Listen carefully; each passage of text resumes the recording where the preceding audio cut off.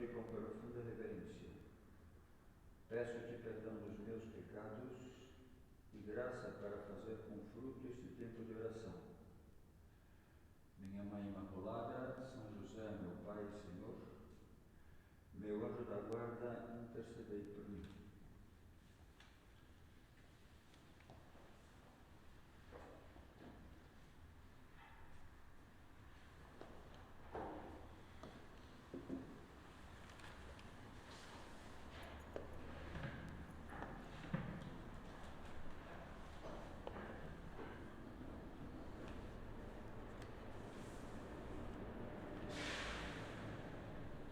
Comemoramos a memória de São José Maria, fundador do Opus Dei, e com essa celebração queria evocar um traço muito marcante da sua vida espiritual, que a todos nós nos atinge. O fundador do Opus Dei foi crescendo mais e mais na arte da oração, de ser um homem de verdadeira oração, uma alma de oração. E assim descrevia muito bem esse seu traço do seu caráter, São João Paulo II, na homilia da canonização, no dia 6 de outubro de 2002, por ter de levar adiante uma missão tão comprometedora, necessitava de um incessante crescimento interior, alimentado pela oração. São José Maria foi um mestre na prática da oração, que considerava como uma arma, entre aspas, uma arma extraordinária para redimir o mundo. Um homem de oração. Vamos tratar desse tema na nossa reflexão de hoje, mesmo porque o Papa Francisco, na sua catequese, às quartas-feiras, já faz algumas semanas, começou a tratar do tema da oração. Também temos nesta semana a solenidade, a natividade de São João Batista, um homem de muita oração, clamava com a sua voz no deserto, um homem de, como também se apresenta essa oração dos sentidos, seus muitos sacrifícios para abrir os caminhos como precursor. Um filósofo alemão contemporâneo, Peter Wust, que dedicou toda a sua vida à docência, à reflexão e à pesquisa, quando ele se aposentou, já velhinho, adorado na faculdade pelas suas aulas, pelo seu estilo paterno, quis escrever uma carta, um testamento aos seus alunos e aos seus orientados. E o recado fundamental da sua carta é o que eu gostaria de transmitir. Talvez vocês queiram me perguntar se eu conheço a chave mágica capaz de abrir a última porta para atingir a ciência da vida. E eu respondo: conheço sim. Mas esta chave mágica não é a reflexão, como vocês esperariam que um filósofo dissesse. Esta chave mágica é a oração.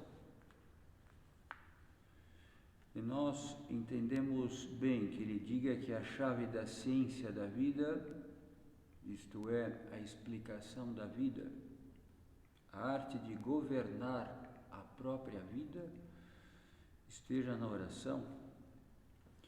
De fato, o grande vazio na vida de muitas pessoas que estão numa constante solidão, pessoas que são solitárias, que são confusas e vivem nesse desesperante monólogo, principalmente agora, ainda em tempos de isolamento social, num angustiante monólogo, é a ausência da única companhia que pode nos ajudar a compreender a nós mesmos, compreender o mundo e compreender os demais, é a ausência de Deus.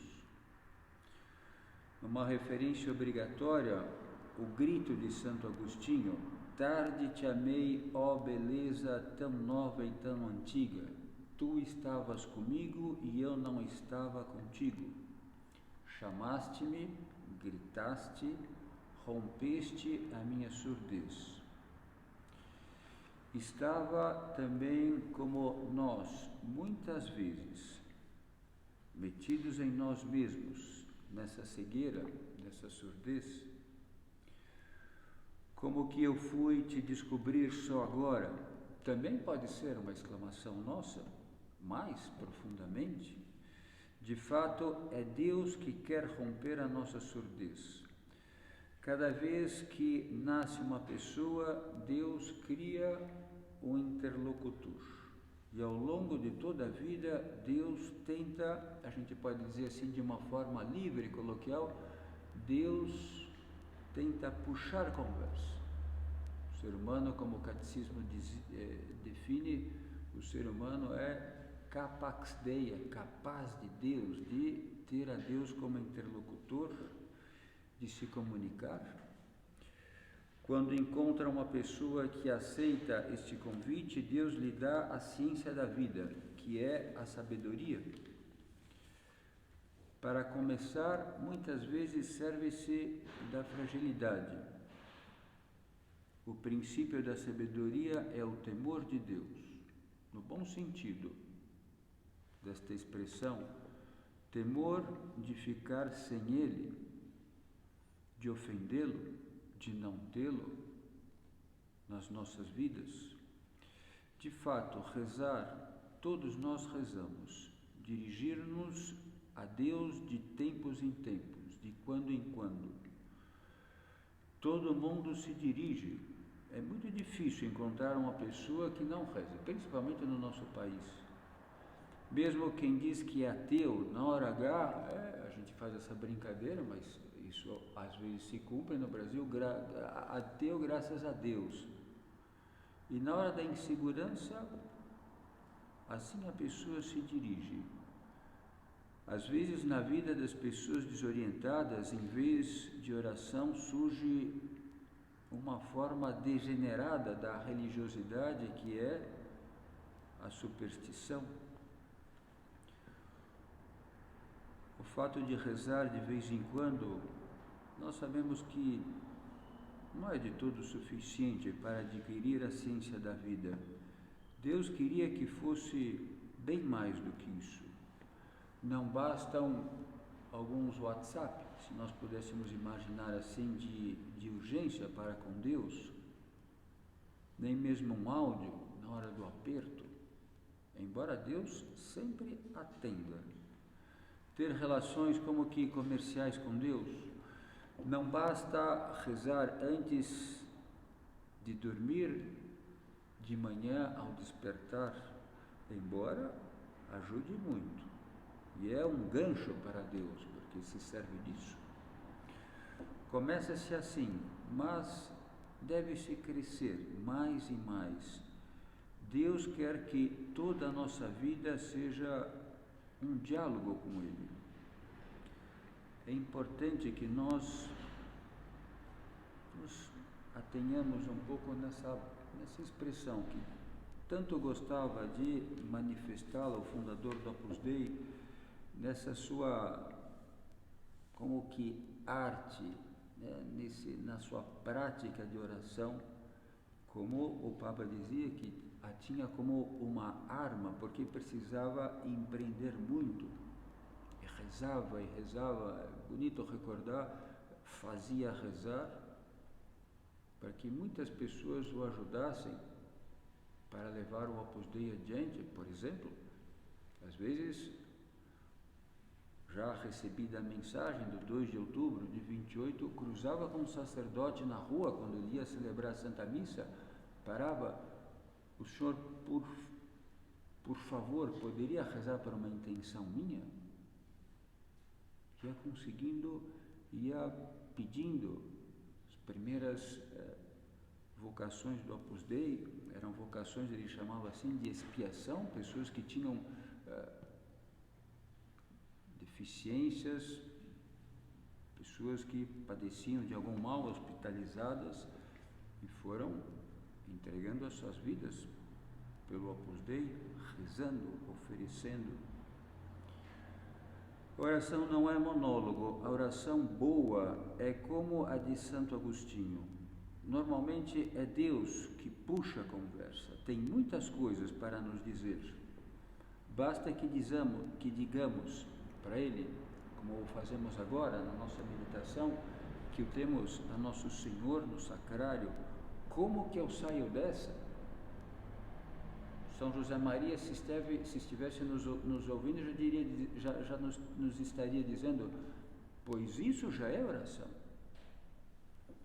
Um home office que pode estar chegando a 10 horas, 11 horas, várias pessoas têm me comentado, 12 horas diárias, porque todos vocês nessa situação já não têm tudo aquilo que consiste para qualquer trabalho profissional, deslocamento para a chegada, deslocamento para o retorno. Ou quando lhe perguntamos, como São Paulo, Senhor, o que queres que eu faça? E Deus nos atende, Deus nos ilumina e vem uma graça para cada uma das nossas situações. Isso de que Deus não fala é algo que vamos percebendo, como também vamos aprendendo com São José Maria e vamos nos tornando almas de oração. É algo sem sentido. Deus nos fala de muitos modos e está aguardando que o escutemos. Aguardando. Espera essa iniciativa. Quer que descobramos, por exemplo, pela meditação como a de hoje, que percebamos que nos fala de muitas formas. Deus fala-nos através da nossa consciência. Para falar a nossa consciência, serve-se de muitas coisas. Vamos agora, nessa segunda parte da meditação, ir passando por vários momentos que podem configurar o modo de sermos almas de oração. Em primeiro lugar, do seu Evangelho, da sua vida na nossa terra, desses anos de revelação, desses momentos em que esteve conosco Deus na terra, Jesus Cristo. É impressionante como nos fala, pelas linhas do Evangelho, é palavra viva. Os autores espirituais, os teólogos dizem, é palavra penetrante, você lê e é atingido. Toda vida tem solução, conserto. Alguns personagens do Evangelho, a hemorroíça, depois de muitos anos, toca o manto de Nosso Senhor e é atendida. E Nosso Senhor fica até surpreso pela sua fé, como assim se dirige a ele.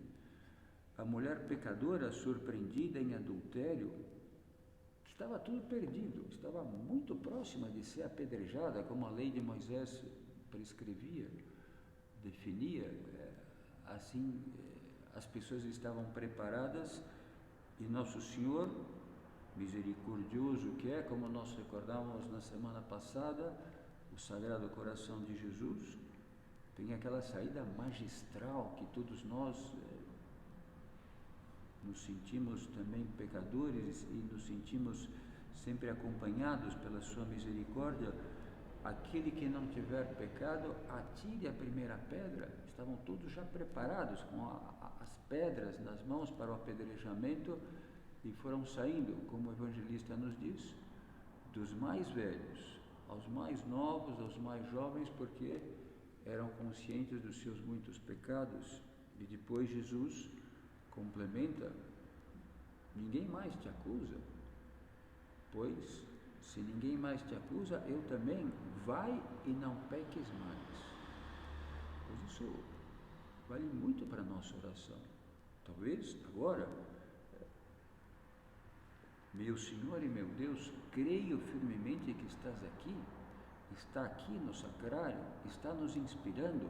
Nós terminamos, dou-te graças pelos bons propósitos, afetos e inspirações, está nos de alguma forma revolvendo a nossa consciência e também nesse tempo de oração, transmitindo aquilo que talvez mais nos faça falta. Às vezes as pessoas dizem para o sacerdote, a gente não tem ideia disso. Nossa, padre, naquele momento da oração parece que o senhor estava falando para mim. Pois é o Espírito Santo que inspira e põe as palavras no coração do sacerdote para tocar uma alma, porque Deus se interessa por cada um de nós. Deus nos fala através da igreja, dos sacerdotes, especialmente através do Papa. Agora, nessa sua catequese sobre a oração, o Papa está falando, por exemplo, de Moisés. No nosso itinerário sobre o tema da oração, damos-nos conta de que Deus nunca gostou de lidar com orantes fáceis, entre aspas, pessoas que talvez pudessem rapidamente crescer. Santo Agostinho é outro exemplo. Nem sequer Moisés será um interlocutor fraco, entre aspas de novo, e que teve que trabalhar aquela alma.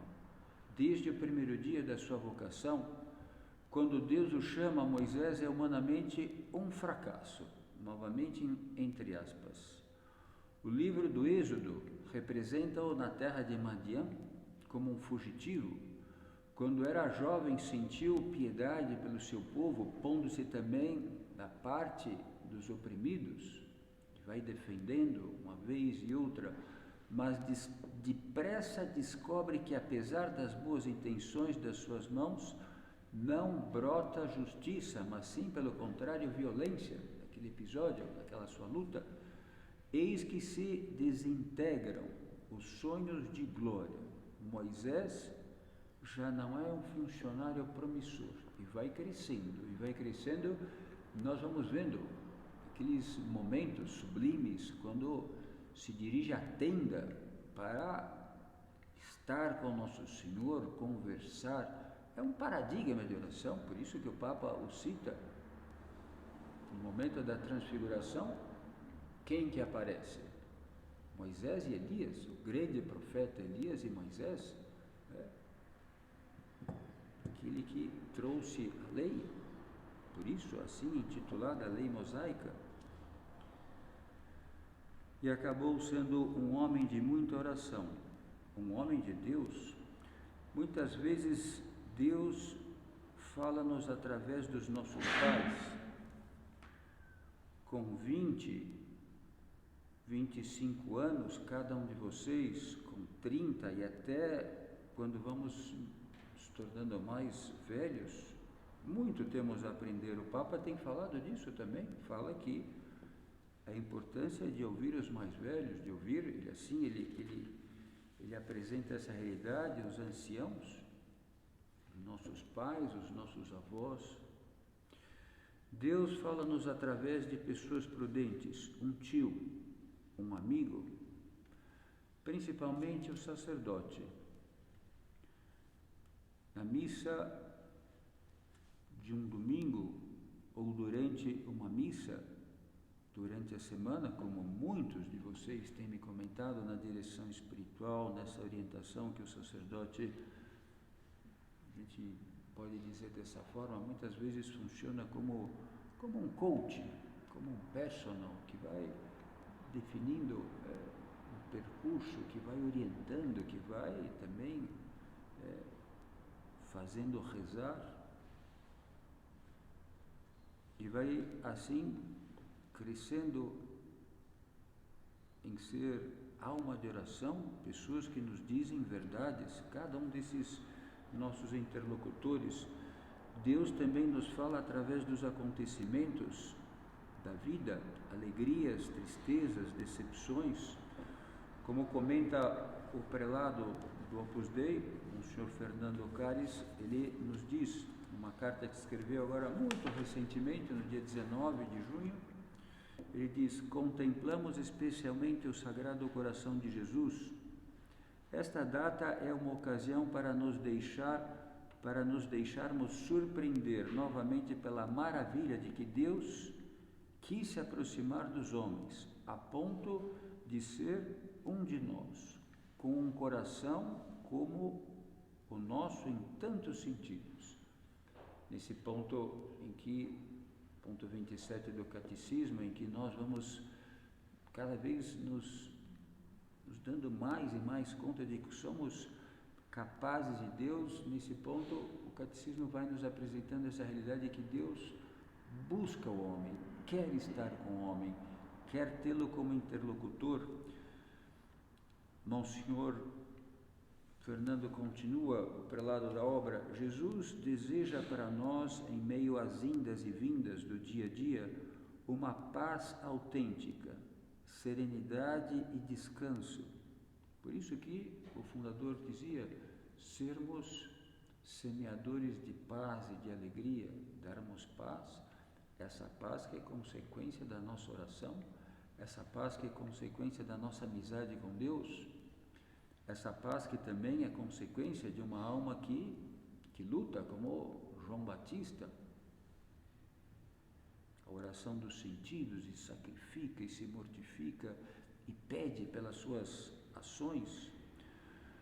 Uma paz autêntica, serenidade e descanso, e nos mostra o caminho, identificarmos-nos cada vez mais com Ele, com a humildade e a mansidão do seu coração. É o que nós damos quando somos almas de oração: mansidão, paz, humildade. Ele assim vai concluindo mais adiante: peçamos ao Senhor em nossa oração que nos dê um coração como o seu, para que possamos querer as pessoas, para que possamos levá-las a Deus. Isto redundará, vejam que bonito, entre aspas, isto redundará no descanso da nossa alma e das pessoas que vivem conosco. Seremos esse apoio, seremos esse desaguadouro, seremos esse porto seguro. O coração de Cristo, que aqui é apresentado como paradigma, que dá paz por onde passa, não com palavras, a paz que é transmitida, é sentida por nós pelas obras, por cada uma das atitudes que vamos, quando estamos com as pessoas, desejosos de levá-los a Deus, com as nossas obras, com as nossas atitudes. Tudo isso Deus o processa no santuário da nossa consciência. Faz isto, evita aquilo, e uma alma de oração vai pondo em prática. Deus nos censura carinhosamente como uma mãe, ou às vezes severamente como um pai. Ensina-nos, quer que nós tiremos experiência nesse grande âmbito, santuário da nossa consciência. Deus tenta levar-nos ao conhecimento próprio, à humildade. Quer que isso se dê no nosso coração, na nossa alma. Quer ensinar-nos a contemplar, a deixar-nos extasiar diante do belo, logicamente com maiúscula. Quer levar-nos ao esforço, à luta por aquilo que é justo. Quando a nossa consciência nos diz: evita isso, não fala isso agora, não dá essa zoada, que a pessoa vai ficar muito mal. Quer que nos admiremos e nos empolguemos com aquilo que é verdadeiro. Quer que nos encantemos diante daquilo que é santo, justo, que nós devemos tentar conquistar. A amizade com Ele, com Deus, nosso Criador, pela arte da oração. E para conseguir e conquistar muitas coisas, pela arma extraordinária que é a oração, como dizia São João Paulo II, o fundador do Opus Dei, Deus incita-nos ao amor. Quer levar-nos pelo seu caminho à loucura de amor, dizia São José Maria, a generosidade sem reservas. Dessa forma, nosso Pai Deus se entretém conosco como um pai, com a sua filha, com o seu filho, que lhe adora. Então, a oração boa é aquela que Deus fala e depois falamos nós. Temos muita coisa para falar, como o grande São Tomás de Aquino definia, a oração é necessária, não para que Deus tome conhecimento das nossas necessidades, mas para que nós nos demos conta da necessidade que temos de recorrer a Deus. Isso nós sempre temos que voltar, ir e vir, porque é um grande paradigma. O grande São Tomás de Aquino, sempre muito agudo, vai no ponto exato que mais nos faz falta. Deus sabe até os nossos pensamentos. Jesus, precisamos de Ti, pedimos agora na nossa oração, que Tu abras o nosso coração, que Tu possa dar-nos, como pedia São José Maria, um coração à medida do Teu, para querermos, para deixarmos paz, como o prelado da obra nos diz na sua carta, agora recente. Muita coisa para comentar, para exclamar, para esclarecer, muita coisa para pedir, desse grande diálogo de amor. Estar a sós muitas vezes com alguém que sabemos que nos ama. Dizia São José Maria, a oração é o clima do progresso espiritual, o ar que se respira, para progredir espiritualmente e caminhar para Deus. Não é um ato que se realiza e depois se abandona. A nossa vida de oração deve estar entretecida de oração, de súplicas, de pedidos, de encanto. Um Deus que fica no sacrário para nós, de surpresas, de súplicas. Essa era a postura do fundador do Opus Dei. Ele dizia, quando precisava de uma coisa, ele falava que implorava. E por que não podemos fazer nós, agora, quase ao final da nossa meditação, com aquilo que nós bem sabemos, e Nosso Senhor também, que nós necessitamos e quer, como tão bem definia São Tomás de Aquino, que assim, no final da nossa oração, nós expressemos. Deus quer que sejamos almas de oração, e Jesus foi quem nos ensinou o caminho. Jesus se retirava para conversar com Deus. É muito bom ir ao templo, e Jesus ensinou a isolar-se, entrar no quarto e fechar a porta e falar ao Pai em segredo. Dar uma escapadinha numa capela para rezar um pouco, para fazer companhia a Jesus. Eu tenho ouvido agora, em tempos de pandemia, padre, é que eu fico com saudade. Logicamente, por tão tempo sem uma missa, sem a comunhão.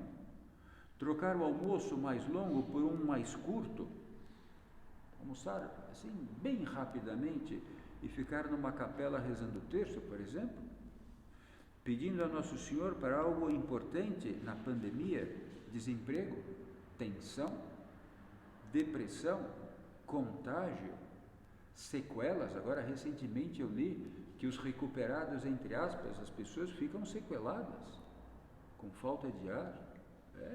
A situação é dramática. Perdas, várias pessoas que já perderam parentes. Começar a dar um tempo para Deus. O ideal é como Jesus nos ensinou, isolar-se, dar uma escapada, sair do escritório, como uma pessoa me dizia, escritório de advocacia, saía, pediu licença para o chefe, logicamente antes da pandemia, e saía 11h45, descobriu uma missa 12h15, às quartas-feiras, pois lá ia. E depois de um tempo, sempre acontece isso, as pessoas começaram a perguntar, pô, cara, onde você está indo, não sei o que, tal, estou indo assistir a missa, quer vir comigo? Depois de um tempo, estavam indo 3, ele mais 2. Não tenho tempo, e surge tempo no ônibus, no metrô, para um terço, para o medita.cc, que várias pessoas gostam, né? E põe um fone de ouvido e faz um pouquinho de oração. hablarcomdeus.org, uma meditação todos os dias de Francisco Carvajal, disponível na internet. Infelizmente temos que terminar. Eu gosto muito da oração das crianças, como sabem se dirigir a Deus, como tocam o coração de Nosso Senhor. Vamos pedir agora, no final da nossa oração, a Nossa Senhora quis nos ensine essa via de acesso à intimidade com Deus. Para ela, conversar com Jesus era a coisa mais natural do mundo. Pedir a ela que nos ajude a usar essa chave da ciência da vida, que é a oração.